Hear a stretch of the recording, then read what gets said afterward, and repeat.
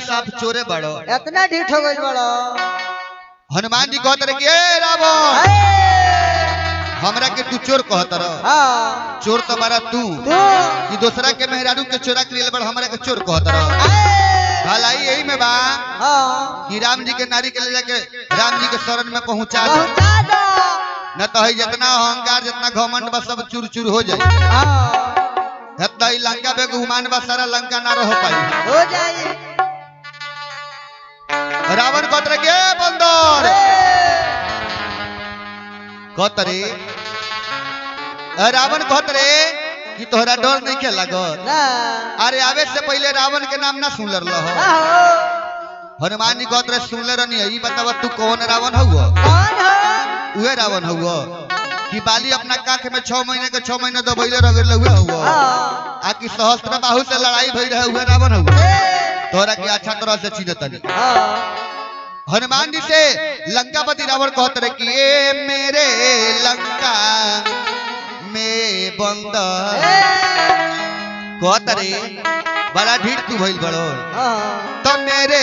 लंका में बंदर तू कैसे चले आया है मेरे लंका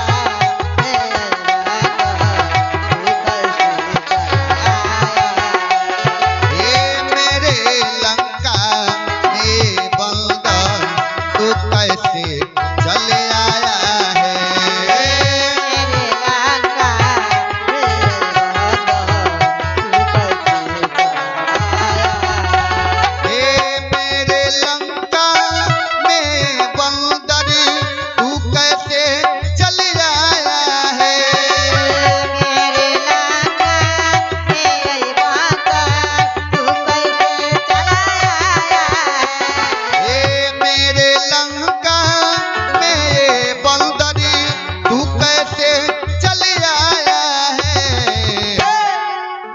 भेजला बतहर के लंका में किसने भेजा है तुमको? किसने भेजा है तुमको? किसने तुमको लाया है?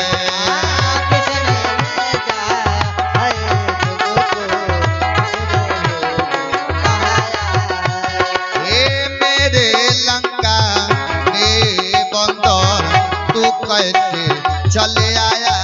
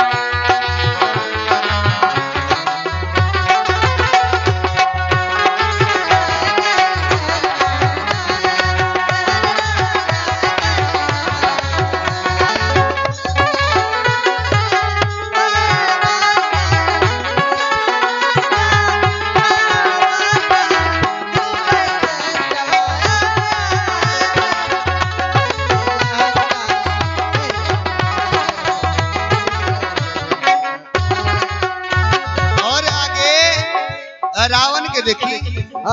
हे रावण अभिमानी ने अभिमान से हनुमान को बुलाया है। अपनी शक्ति का परिचय हनुमान को कराया है कि कहता है मूर्ख बंदर तेरे दिल में डर नहीं है क्या? मेरे डर से तीनों लोग थरथराता है। आवे के आ गइलो हो हमरा बबुआ अक्षय कुमार के मार दिलो हो। हे अक्षय कुमार डाला बागे उजार डाला। हे अक्षय कुमार डाला बागे उजार डाला। हे इतनी शक्ति तुझ में सबको संघार डाला।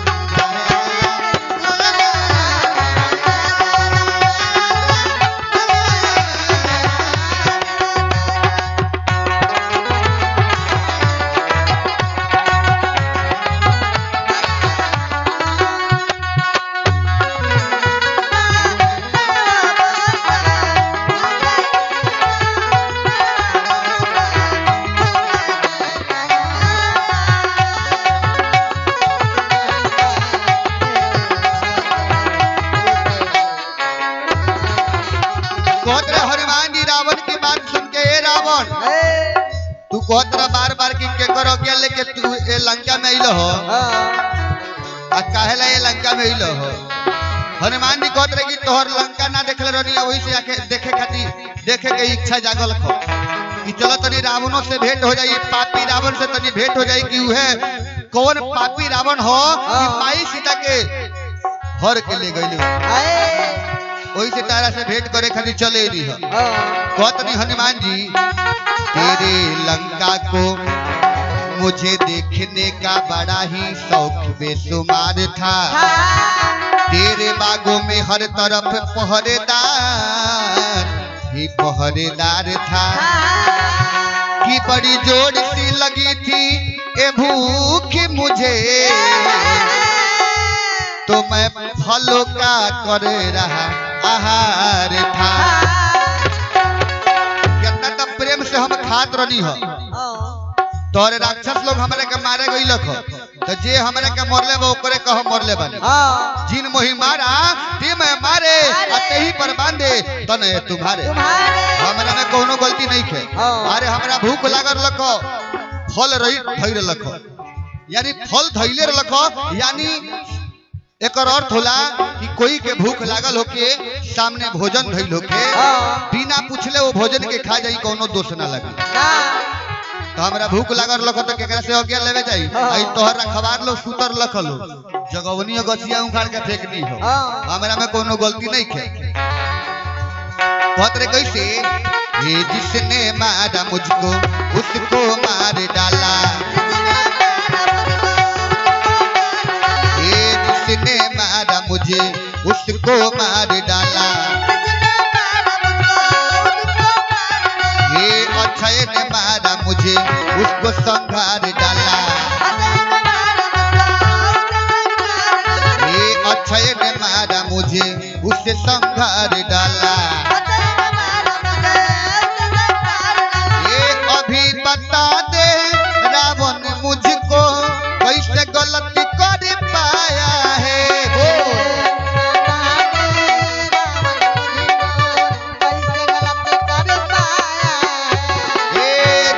बता दे रावण मुझको कैसे गलती कर पाया है तू पूछला नु के करो गेले के आइल बारो तो चली आई Bhuvan sound service and tent house चली भुवन भैया के तरफ से 21 रुपए के दान परमात्मा के दरबार में पहुंचल परमात्मा से विनती रही प्रार्थना रही कि मां के हर मनोकामना पूरा करत रही लेकिन बड़ा सुंदर बात कहने की जो जे दुनिया में ना दी प्यार मिलेला माई के जे दुनिया में ना दी प्यार मिलेला माई के उ सुख चैन से कबहू ना रहला ए चंदेश्वर बाबू जे काम करेला कसाई के दुनिया में केना चाहेला के जिए के दुनिया में केहू आगे बढ़ल नहीं खे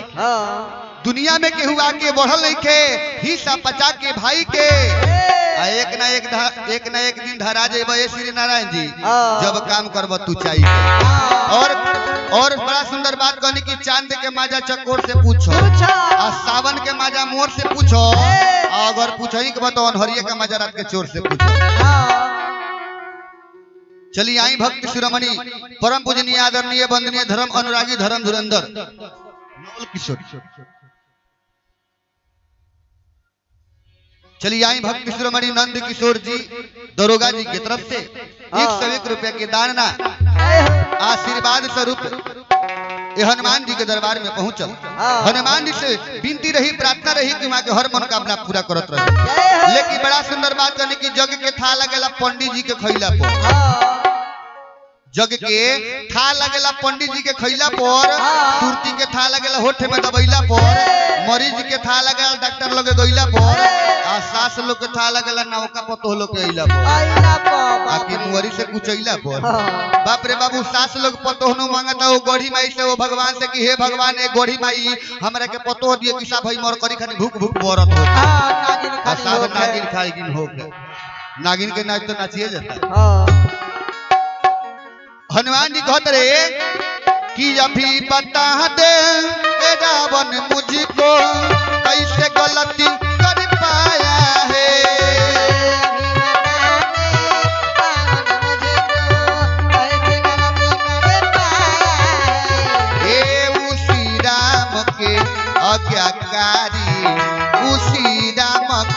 आज्ञा